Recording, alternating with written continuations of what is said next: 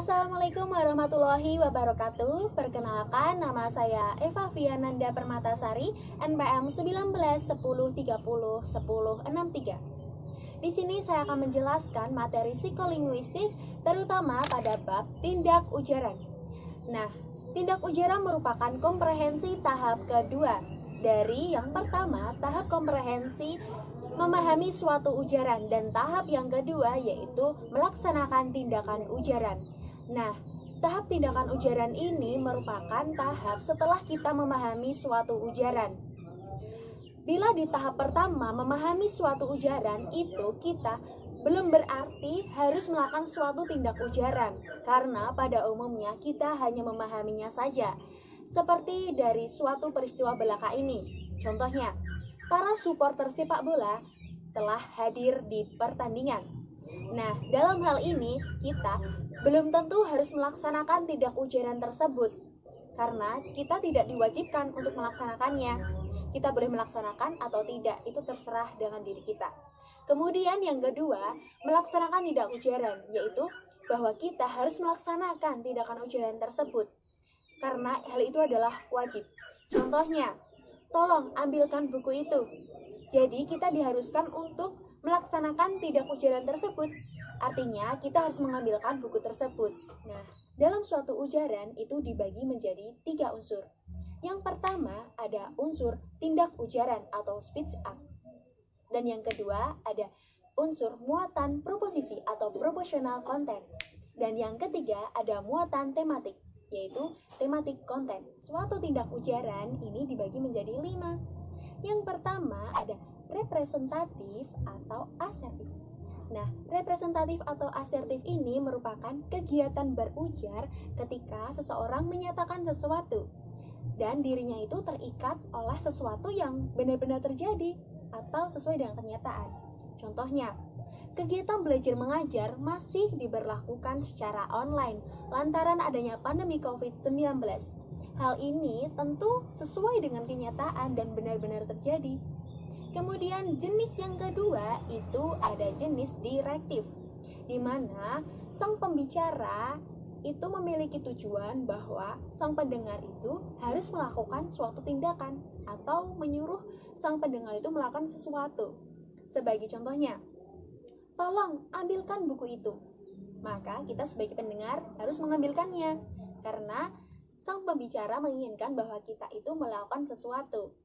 Nah, dalam hal ini terdapat konteks untuk memerintah, kemudian memohon bantuan, meminta tolong, dan lain sebagainya. Kemudian di jenis yang ketiga itu ada jenis komisif. Nah, jenis komisif yaitu adalah ketika kita berujar itu kita terikat oleh diri kita sendiri, terikat dengan janji kita sendiri di masa yang akan datang.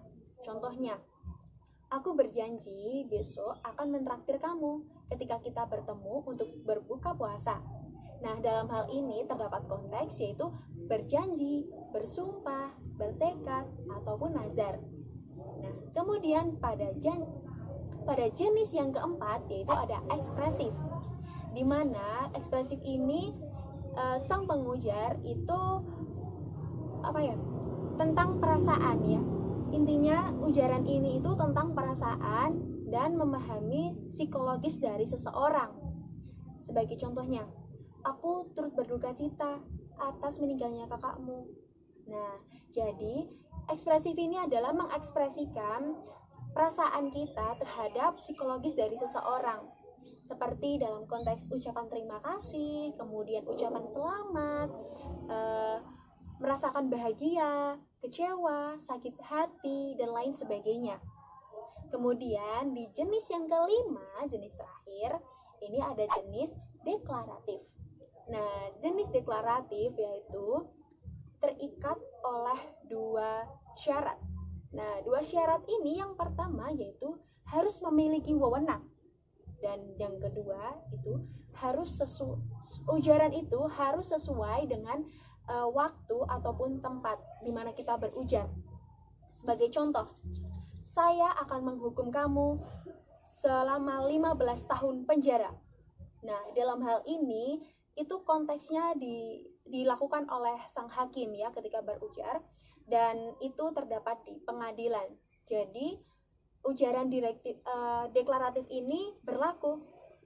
Tapi kalau ujaran deklaratif ini dilaksanakan di rumah dan saat hakim tidak bertugas, maka itu bukan ujaran deklaratif lagi karena tidak sesuai dengan syarat adanya wewenang dan tempat ataupun waktu yang tepat. Kemudian untuk muatan yang kedua yaitu ada muatan proposisi. Ya, jenis unsur yang kedua yaitu muatan proposisi, yaitu proposisi adalah unit-unit makna yang terdiri atas argumentasi dan predikasi atau predikat.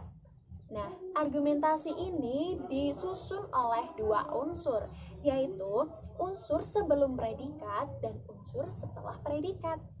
Nah, sebagai contohnya, Rini menulis surat cinta. Nah, menulis di sini sebagai predikasi atau predikat. Predikasi atau predikat ini membutuhkan dua argumentasi, yaitu sebelum kata menulis dan sesudah kata menulis. Artinya, sebelum kata menulis yaitu ada kata Rini dan sebagai pelaku atau subjek, dan sesudah kata menulis yaitu ada surat cinta, yaitu sebagai objek atau sasaran. Nah, kata Rini itu merupakan unit makna pertama dan menulis merupakan unit makna kedua, sedangkan surat cinta merupakan unit makna ketiga. Jadi, suatu muatan proposisi ini terdiri dari argumentasi dan predikasi yang memiliki yang padu menjadi satu kesatuan pikiran yang sangat utuh. Nah, apabila unit-unit makna yang 1, 2, 3, Rini, menulis, dan surat cinta tersebut padu, maka akan menjadi satu kesatuan unit yang sangat utuh dan bermakna. Kemudian, bila unit makna tersebut tidak bersatu, dalam artian bahwa terdapat satu unit saja, misalnya kata Rini, maka tidak akan utuh. Loh, Rini kenapa? Rini siapa? Mengapa dia? Nah, seperti itu. Atau bahkan menulis. Loh, menulis kenapa? Siapa yang menulis? Nah, maka tidak menjadi satu kesatuan pikiran yang sangat utuh. Kemudian ada jenis yang ketiga, tematik konten. Nah, tematik konten ini dibangun oleh pengetahuan yang harus ada, yaitu pengetahuan tentang proposisi dan tematik ya. Nah, dalam tematik ini itu ada informasi baru dan informasi lama. Informasi baru itu seringkali mendahului informasi lama. Nah, dalam contoh konteks percakapan ini, si A mengatakan, Elena ternyata terkena corona ya. Dan si B mengatakan, loh kok bisa? Dia kan udah keluar rumah menggunakan masker. Nah, dalam konteks percakapan ini, ternyata si B telah mengenal si Elena. Jadi, si Elena ini merupakan informasi lama. Sedangkan terkena corona atau COVID-19 ini, itu merupakan informasi baru. Jadi, sebenarnya si B ini telah memiliki informasi dan pengetahuan tentang Elena. Jadi, tanpa B itu bertanya kepada A, Elena siapa ya? Elena rumahnya mana? RT berapa? Ataupun desa mana? Nah, karena si B ini telah memiliki pengetahuan, maka ia tidak bertanya.